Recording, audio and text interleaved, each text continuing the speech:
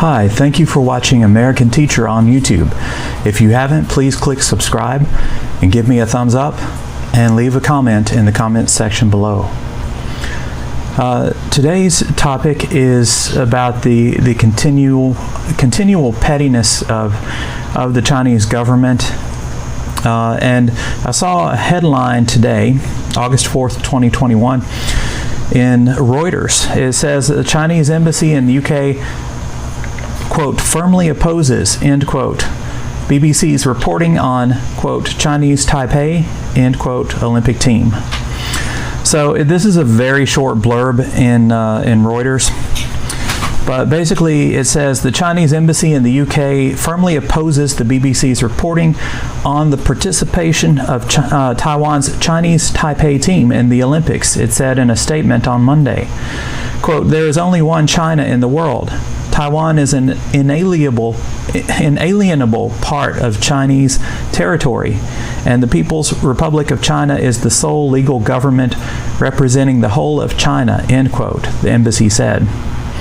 So now China is trying to say that other countries can't even report on Taiwan's participation in the Olympics.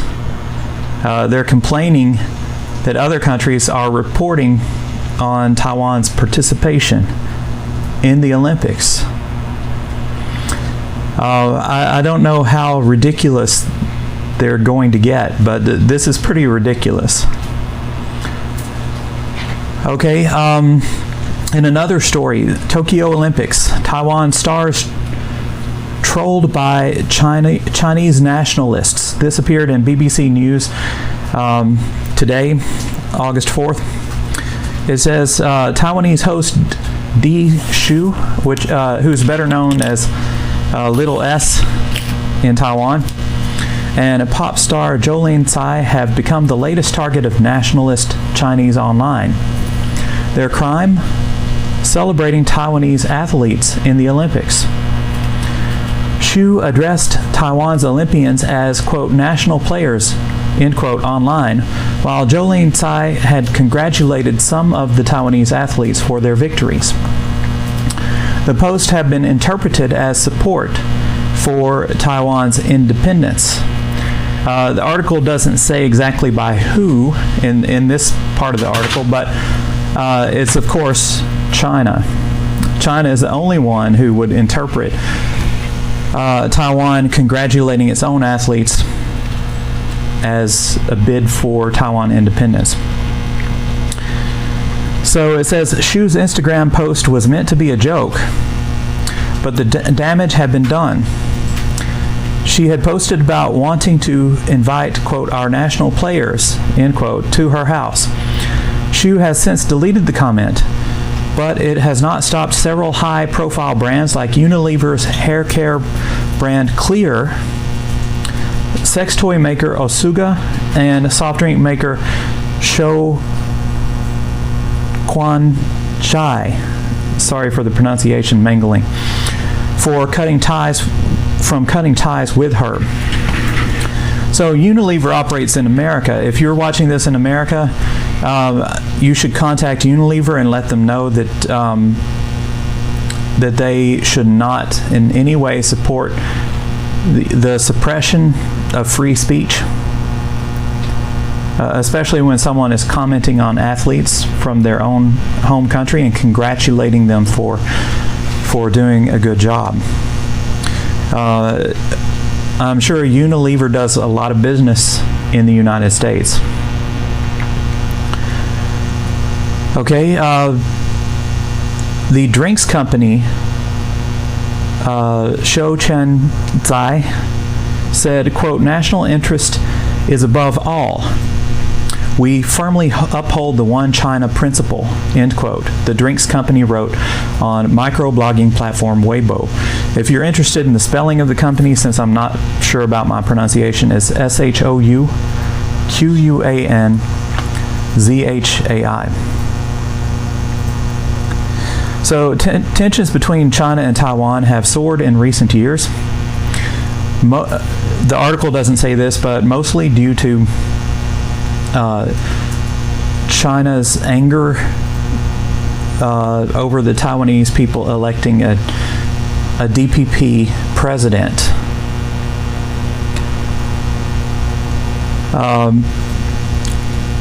So it says an increase in military activity in Taiwan over the last few months has caused global concern. The Chinese government sees Taiwan as a breakaway province that will eventually be part of the country again. Let me interject here. Taiwan has never been part of the People's Republic of China. That is a historical fact. And the article points out that many Taiwanese people disagree with the Chinese government's stance on Taiwan. They feel that they, in effect, have a separate nation, whether or not independence is ever officially declared. According to local media, the brand terminations are expected to cost the 43-year-old TV host Little S at least 32 million NT dollars or 1.1 million US dollars. This was not the only Olympics-related controversy for the embattled TV host, who is one of the most well-known media personalities in the Chinese-speaking world. Chinese social media users were also outraged when she showed support for Taiwan's Tai Tzu-ying after her badminton singles final against China's Chen Yufei. Quote, "Despite your defeat, I am still proud of you," she had said on an Instagram post when Tai took the silver medal after a close match. Her Instagram and Weibo pages have since been inundated with angry comments from Chinese users, with many calling her a traitor. And I talked about this ultra-nationalist sentiment that the CCP, the Chinese Communist Party, is trying to stir up in China right now. Well, it has been for some time. And the government actually employs people to go on social media platforms and bully people who don't follow the party line. So a lot of times it's hard to tell exactly how many of these angry Chinese citizens on social media are actually, speaking their own beliefs. I'm sure some of them are. Or how many of them are actually paid government shills. And those also exist in China. China has been waging warfare on social media for quite a while now. So one of the Chinese netizens said, quote, "If you're going to support Taiwan independence, don't ever come to mainland China to make money again. You can't have both," end quote. That was on Weibo, the Chinese microblogging site. Meanwhile, pop star Jolin Tsai, who's very famous here in Taiwan and also in China, was condemned for not publicly showing support for Chinese athletes along with her posts on Taiwanese Olympians. One Weibo user said to Jolin Tsai, "Don't kowtow to Chinese renminbi anymore. You're despicable," end quote. So again, just a sign of unhealthy ultra-nationalist sentiment that has been openly promoted by the Communist Party of China. In other news regarding China, recently there was a study. This article is dated yesterday, August 3rd, 2021. The article was in Bloomberg magazine. It was written by Zoltan Simon. And the article says the Chinese-made Sinopharm vaccine has failed to produce sufficient antibodies in a quarter, or 25%, of elderly people who were voluntarily tested in Budapest, according to a study by the opposition-led Budapest City Hall. The results were published just as Hungarian Prime Minister Viktor Orban's government, which has faced opposition criticism for having widely administered Sinopharm shots to older people started offering third vaccine shots this week for anyone who requests them. Hungary, which has the highest level of COVID-19 deaths per capita after Peru, was the only European Union country to have deployed the Sinopharm vaccine to combat COVID-19. The study tested 13,524 people who were at least 60 years old. More than half had been inoculated with Sinopharm vaccine.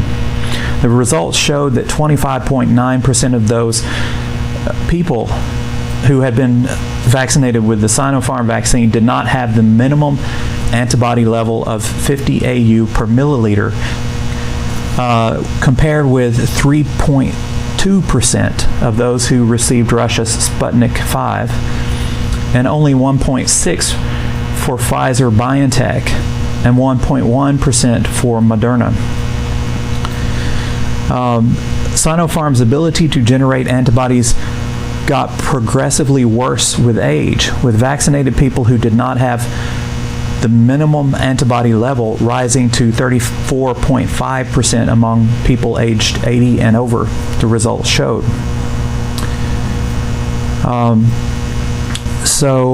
There's a big question about Sinopharm vaccine's efficacy. At the same time, China was trying to push the Sinopharm vaccine on Taiwan and trying to block Taiwan's efforts to procure vaccines from other countries. As I pointed out, Taiwan has a good reason not to trust the Chinese government. The Chinese government lied about the onset of COVID and lied about the severity. They lied about the necessity of using masks at the beginning of COVID, the COVID outbreak. So Taiwan had an excellent reason for not trusting the Sinopharm vaccine. And the study results released from China.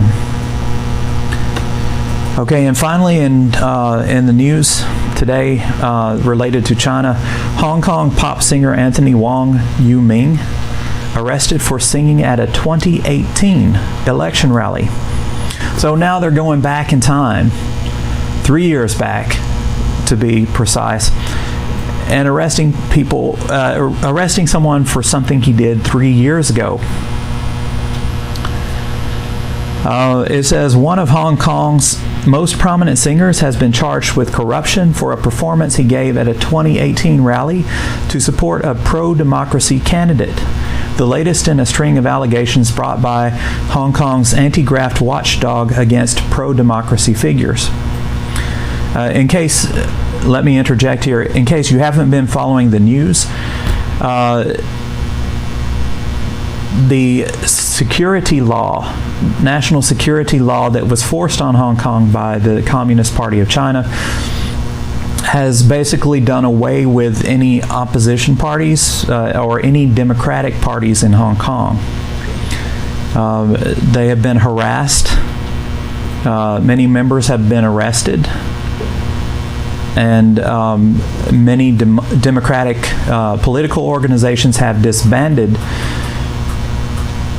so as to prevent their prosecution under this Beijing forced national security law in Hong Kong. Getting back to the article, Anthony Wong Yu-ming, who is 59 years old, an outspoken critic of the city's government, was arrested Monday morning and later released on bail. The Independent Commission Against Corruption said on Monday that Mr. Wong sang 2 songs at a rally for pro-democracy candidate Ao Nak-shin, who was running for a seat on the Legislative Council, or LegCo, the city's top lawmaking body.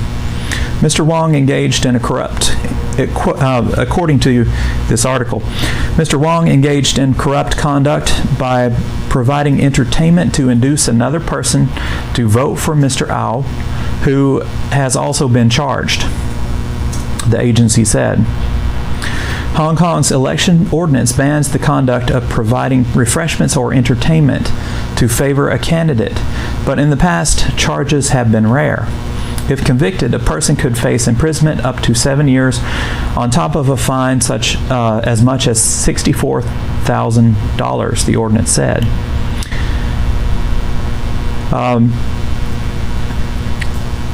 So the article goes on. This article is in the Wall Street Journal. It's dated August 2nd, 2021, written by Wen-Chin Fan. It goes on to point out that this law was instituted under the British authorities in the 1970s to tackle corruption in the government and the police force. But for a long time, this law was not enforced. Now is being used as another tool to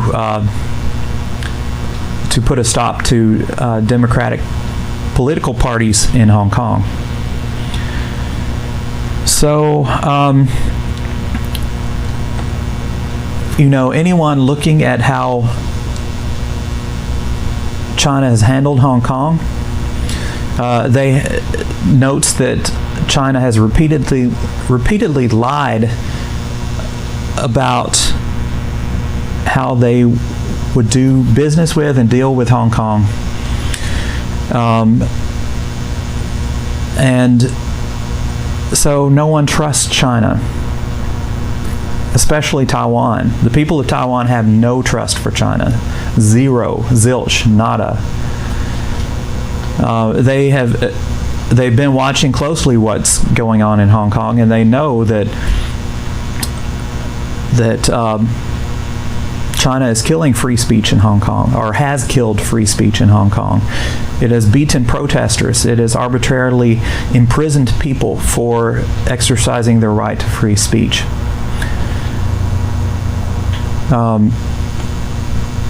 So freedom is dead in Hong Kong, and it is having a chilling effect on businesses in Hong Kong also. Hong Kong used to be the business hub of Southeast Asia, or Asia for that matter, but is rapidly declining due to the actions of China.